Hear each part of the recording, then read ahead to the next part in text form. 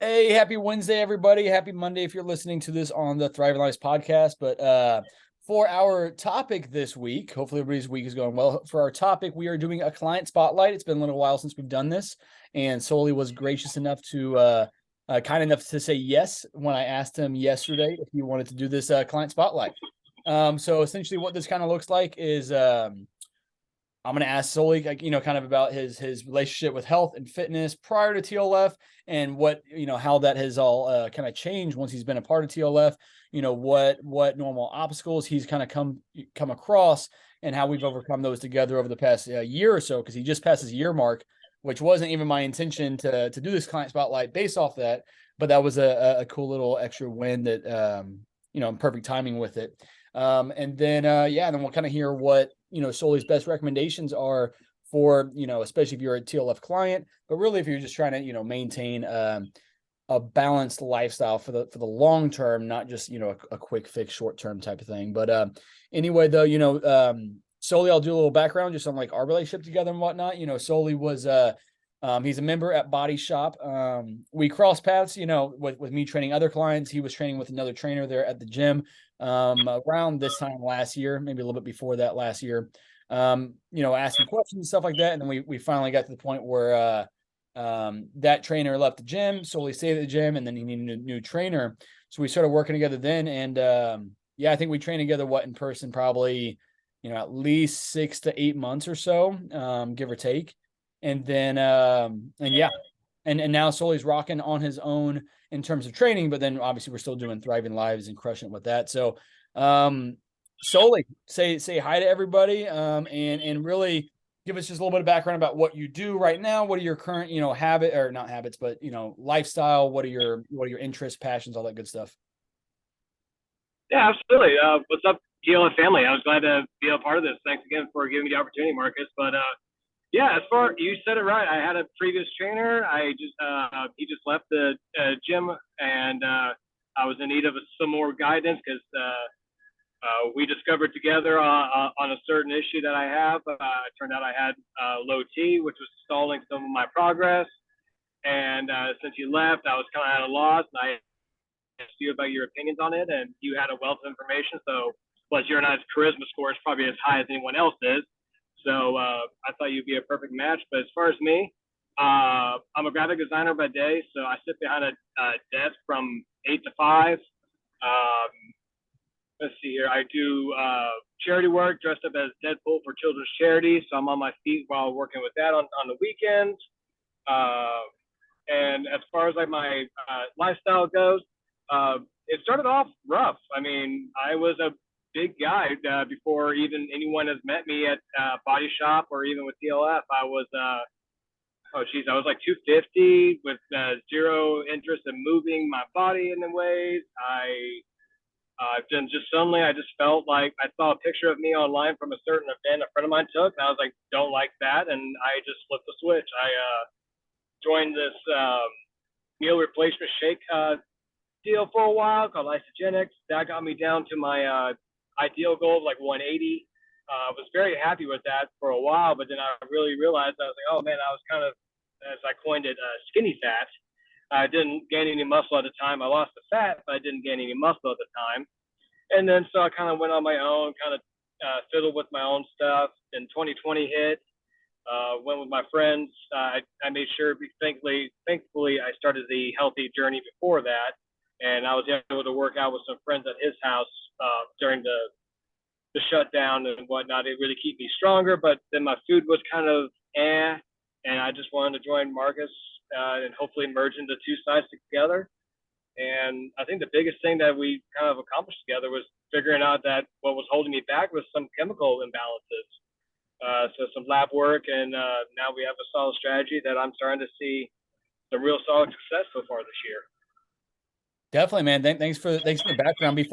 Before we circle back and dive, into the health side of it, into kind of what that lab work looked like, and obviously share what you feel comfortable sharing. But real quick, I want you to kind of spotlight Deadpool and the charity work that you do. Where can people find you with that type of stuff? How could you be kind of a part of the community if somebody wanted you to come and help out in any sort of way with that? What would that look like? Oh man, I appreciate that. So I'm part of a group called the Just Us League. You can find us on Facebook and Instagram at Justusleaguecorp. It's all the same name that way, or on our website at justusleaguecorp.org. And it's just us as in JUSTUS. Yeah. Yeah, we're a nonprofit, a charity enhancement group, and we just go to other charities to help make the event fun. We have all sorts of costume characters, and we are looking for helpful sponsors. We do a lot of donations and help out families during the holidays. And we do a few trips to hospitals. All that, needs some help with that as well. But if you're looking to kind of help in person, we are looking for what we like to call citizens, just people to kind of help superheroes, make sure they have water, take pictures with everybody. It's a really good time, especially seeing all the kids who really enjoy it. I mean, we hit everything from, like I said, hospital charities to PTSD survivors, suicide survivors, and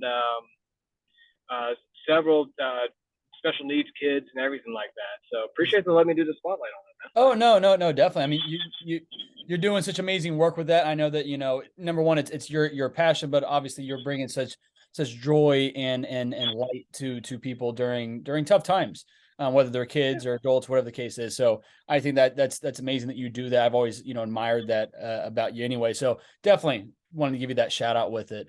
So yeah. So, and then also send me, I didn't write it down, but send me the links to that, and I'll just put it like in the show notes on this. So if anybody does want to book you or help out and donate and things of that nature, then they know where to find that. So that'll be in the show notes once this gets posted on Monday morning. But anywho though, so you kind of answered it. You're a graphic designer by day.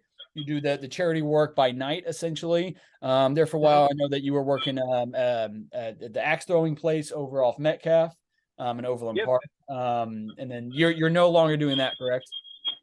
Yeah, correct. But I still recommend, if you guys are looking for an axe throwing facility, it's called Bury the Hatchet. Yeah. I'm still a big fan of those guys, but it was great. I just with your coaching schedule situation. The schedule situation was just like, hey, I needed to prioritize some health, and I just needed to get myself a little bit under control with my stress, and that was a big kicker, was to get my Saturdays back.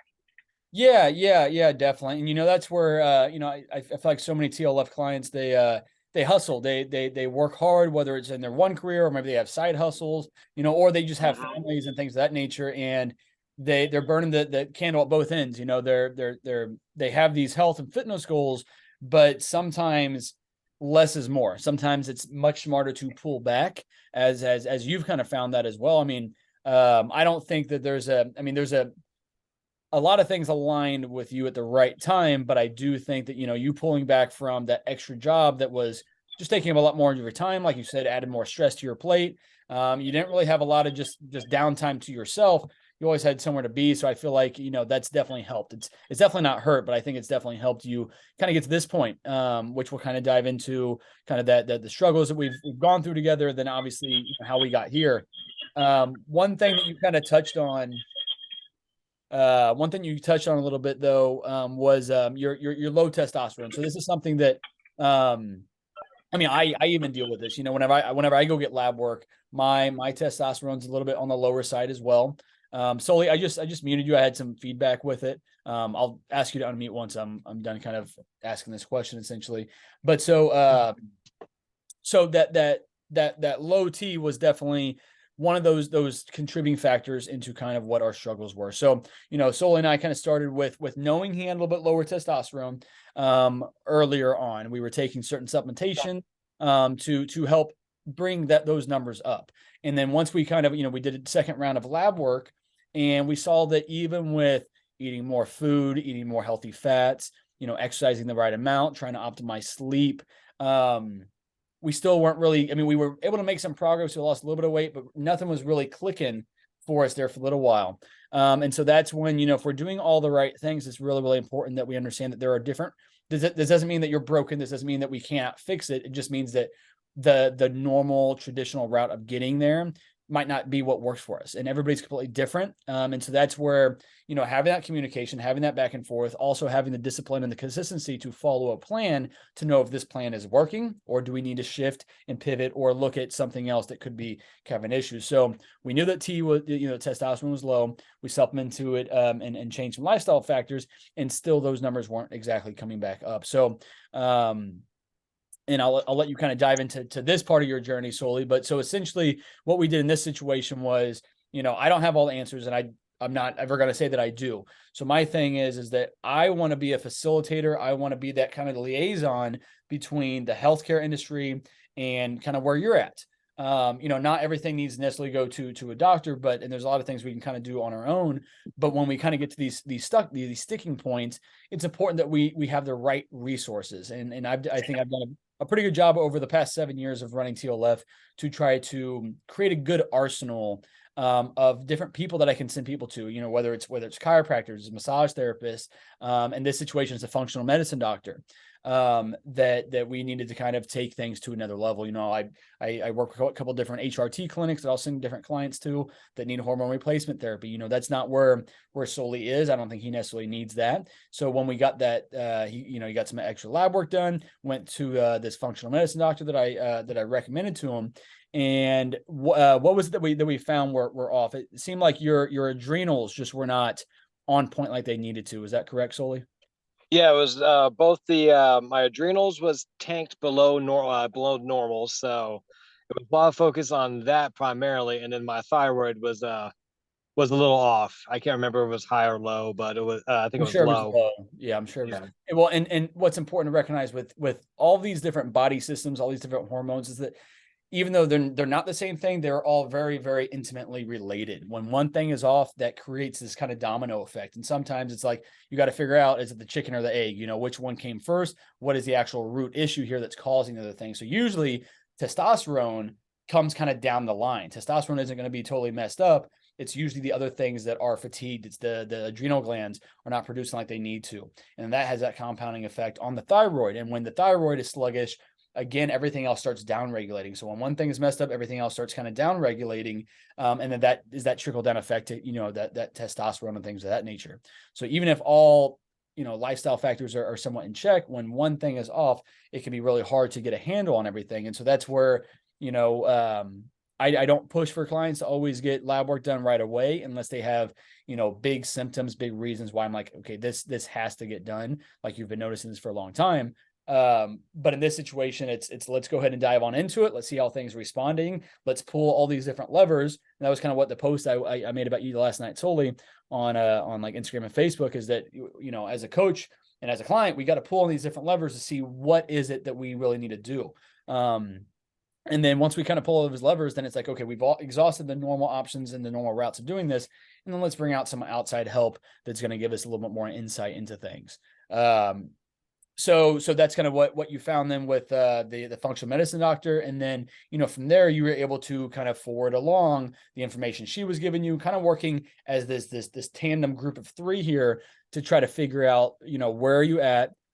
She knows what your diet approach is, what your nutrition is. She knows that we're working on optimizing your sleep and gut health and all that good stuff. And then she's recommending certain supplementation. We're not really having to go the route of prescriptions or anything super in depth.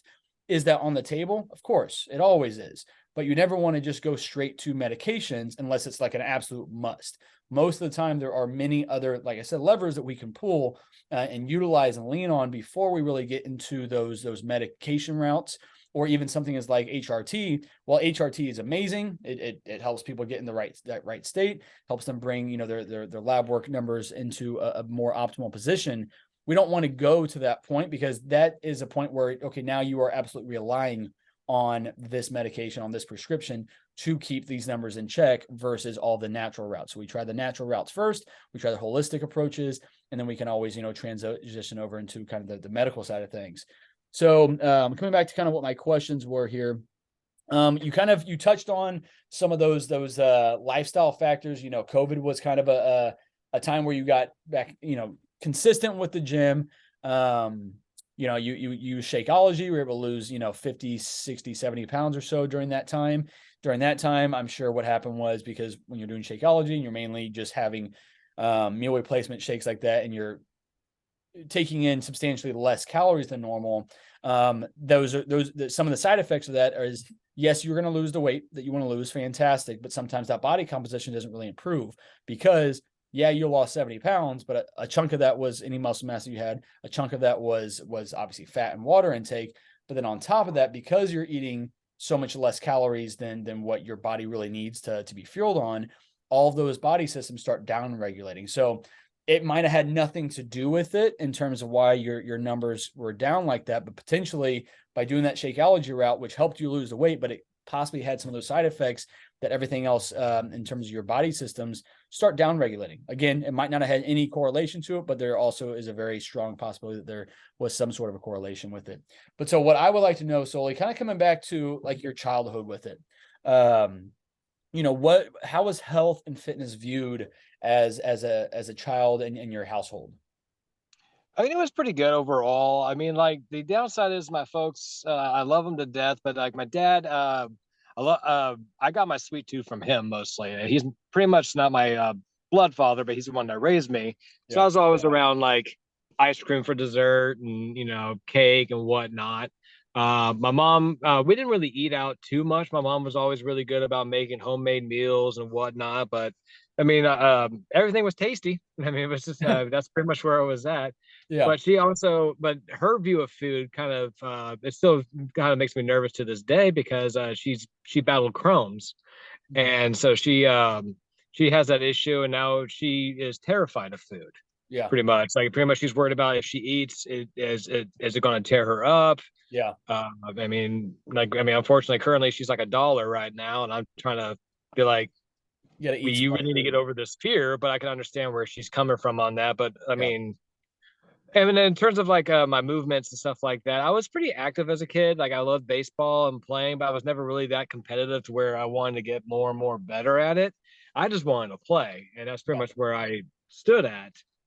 But as far as anything else goes, that's pretty much my diet was just pretty much going in and out. College came, of course, when your first time living on your own, and I was over here with chicken patties and then like whatever's on the quad and whatnot. Yeah. That's probably where it really got a little out of hand. I will admit that. But Understandable. as far as like coming in, it was more or less just like my birth father apparently passed away with a heart attack. And growing up, my mom was always about like worried about my weight, but instead of telling me, hey, your biological father passed away because of a heart attack, she just made comments about my weight. And that's what ultimately I was kind of like, if you were a little bit more direct, I probably would have been on this journey a long time ago. Yeah. Yeah. No, that's you laid on some good points there.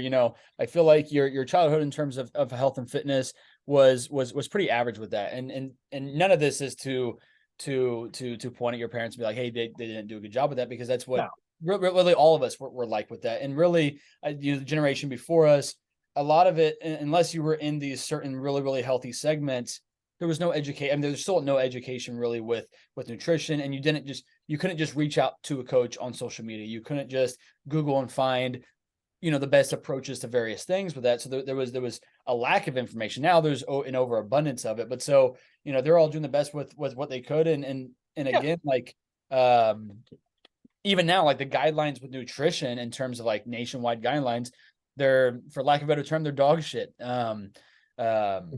Which is very, very, very disappointing. Like just for instance, it's a little side bit with it. Caleb and I were talking, Caleb, the owner of Body Shop, on our podcast, the Food, Fitness, and Family podcast.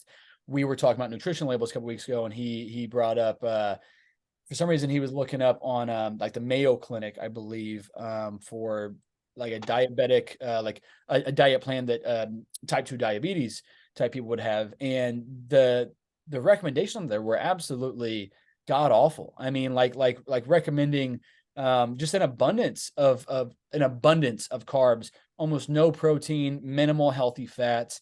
It was just wild to see like what the upper echelon of cancer facilities and treatments and stuff like that, and what that looks like in terms of their diet approach. So again, to come back to it, you can't really knock any of our parents for doing all those types of things. I think you touched on something really, really important though, And I feel like, all we can always do is just do better with our kids versus like some of the things that our parents did, even if they had the best intentions, they just handle it in a different way. And you said, she would, your mom would not pick on you, but like point out your weight issue and not talk about all the factors kind of leading up to it. Like, not just you're heavy, but the problem isn't so much the weight, it's the compounding factors that will happen because of that. And I feel like, and again, I don't have a kid myself, but like with the kids at elementary school, I would never talk about anybody's weight or anything like that, but I would very, very concisely explain the reasons why we want to stay active, the reason why we want to stay in a fit and healthy body, the reasons why we want to find, physical activity that we love, the reasons why we need to just moderate our cookies and our candy and stuff like that. I'm the first one to tell them, I love cookies, I love cake, I love all that stuff you guys love eating, but I eat it differently. I don't have dessert every single night. I'm not over consuming that type of stuff.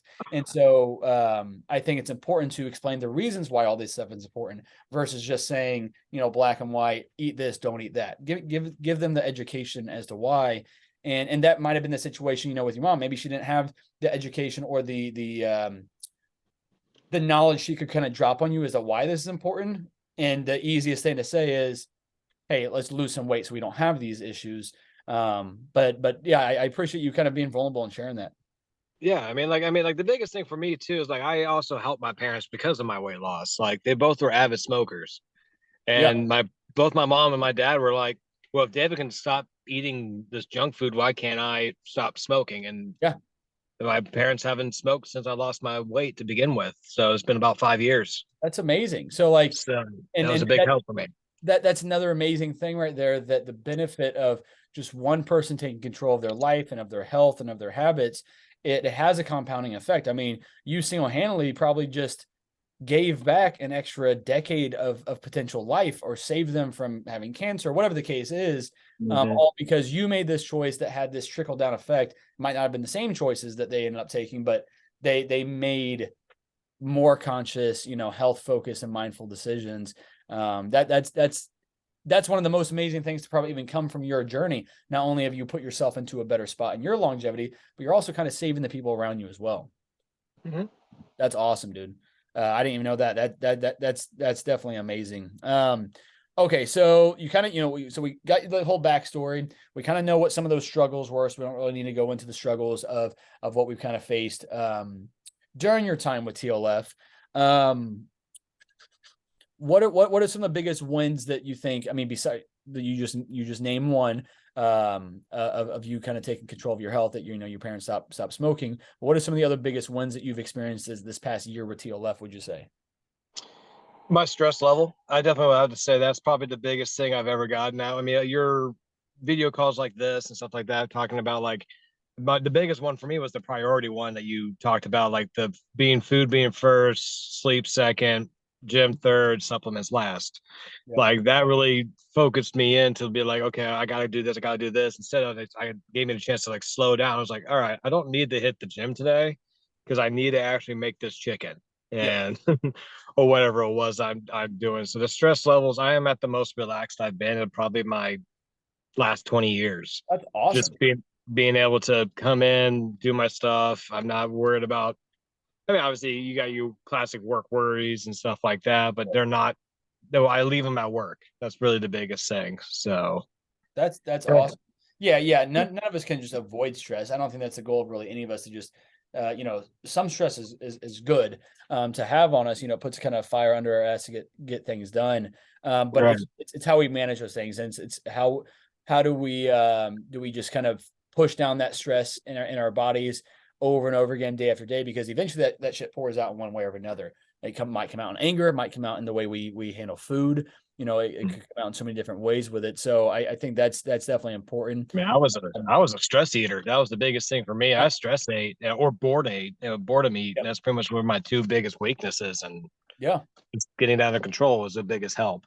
Oh yeah. Yeah, definitely. And just that mindfulness that kind of comes with all that stuff, in terms of the stress, in terms of the food, in terms of the, hey, this is how I handle my stress, is that I turn to food. And so once you can recognize and point out these things and really pinpoint them, that's when you can actually start making progress with them. You know, I feel like so many people, this could be family and friends and stuff of mine as well, is that, you know, ignorance is bliss. If we don't know the calories in something, it doesn't feel as bad about eating it. You know, it's things like that. But at the same time, you're not going to grow. And by just being ignorant to it and just, you know, turning that blind eye to it, it's going to catch up with you sooner than later. Right. And ideally it catches up with you fast enough that you still have time to pivot and make these adjustments with it. But it's so much better just to be mindful and aware of these things. You know, knowledge is power and ignorance is truly not bliss, because that shit does catch up with you on it. So I would definitely say that's a huge one, that now you can manage your stress a little bit better. And, you know, I remember one of the first times I told you, don't work out this week, like truly take this week off. And and when you checked in the following week, you're like, dude, that could not have come at a more perfect time. Like work was crazy busy. And that's kind of what I could tell within your check-ins. And that's a huge reason why check-ins are so crucial, is that I could tell within your weekly check-ins that, hey, you know, Sully's getting kind of burnt out in some different facets right now. And so instead of being stressed about not getting to the gym because your schedule doesn't allow to this week, take that week off and take that stress off your plate too, that you already weren't going to get to the gym. So there's no reason in wasting your energy and your mental space worried about not getting these workouts in. As your coach, I'm like, don't worry about that this week. Control your food, control your sleep, control your water, control your supplements, and then take that time to catch up on the things you need to catch up on, whether that's literally it might just be binge watching Netflix and just chilling because you're so go, is that we need to be able to pull back. We need to know when to pull back as well. Last couple of things here, brother, and then I'll let you go. I know that you're headed to a friend's house right now. That's all good. In terms of a new client, so like Nick on here, he's a fairly new client. But any new clients that would be listening to this, what advice would you give to them? What do you think they could benefit from hearing? What do you think are the most, you know, important factors in your success so far? I mean, like, follow the plan for the time being. Like, obviously keep in mind your stress, your life, you're in charge of your life, and be open to Marcus as much as, especially with your check-ins and stuff like that. I mean, like, those were the biggest help that I was able to figure out, oh, I have low T, or hey, the stress level is going up high, and really reflecting on that. So really just reflection, and then like work on your time. That's really the biggest thing. Like if you can't make it, you just gotta either make time or make do. That's the two things I could probably say, is like, yeah, you don't need to be at this gym because you got all this stuff. All right, that's fine. Yeah. But try to alleviate your plate as much as you can so you have time in order to focus on your health and stuff like that. That's really what I'm trying to get at. Yeah, no, I like that. I Yeah. think that's great advice. But as far as that, keep on it. That's the hardest part, is just staying on that horse. But I mean, if you fall back, just get back on and just keep going. I mean, as corny as that might have sounded, that was the thing that kept me going. I mean, I didn't stop working out during 2020, and all the gyms and everything was closed. I bought a body weight workout program until my friend opened up his own gym in his garage. And I drove to Liberty every morning at 8 a.m. just to get there. And I live in Lenexa. So yeah, it's pivot whenever you need to, and make sure you just ask the right questions, communicate as needed whenever you're struggling with something. If you don't have the answers, find something that does. Yeah. Definitely. Well, dude, I truly appreciate your time tonight, man. Thanks for, you know, again, being vulnerable and kind of opening up and sharing some of that.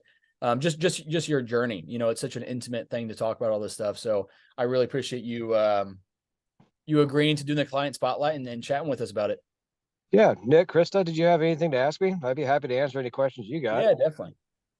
I didn't have any questions, but I appreciate you sharing your information and journey with us. I think that's awesome, and congratulations to you. I appreciate that. Yeah, absolutely. Thanks, Nick. I feel the same way as Nick. Thank you so much for sharing. And it's nice to hear someone else articulate Marcus's same philosophies and words and the priorities that you have, because it's always helpful to bring those priorities to the forefront of my mind each week and know that like there's a community of us together in it and everybody's working on the same like-minded goals, and it's motivating. So thank you. Yeah, absolutely. I mean, like the biggest accomplishment I think I probably also could make is hiring Marcus. Like he's been a wealth of information. So yeah, keep on it, guys. And then if you need anything else, reach out to me. I'd be happy to help if I can. Definitely. And then Awesome. Sully, Thank you. Sully, send me that your links and whatnot for how people can find your charity and all that good stuff. And like I said, Sure. I'll put the show notes. But Krista, Nick, thanks for your props to Sully there on that and all that good stuff. Appreciate you guys. All right, y'all. Well, I'll see you tomorrow on check-in day. Sully, enjoy your night. Thank you again so much for being on here. Nick, Krista, everybody else who's listening to this. Appreciate you guys. And yeah, I'll see you guys on check-in day. Anytime. Let's go. See y'all.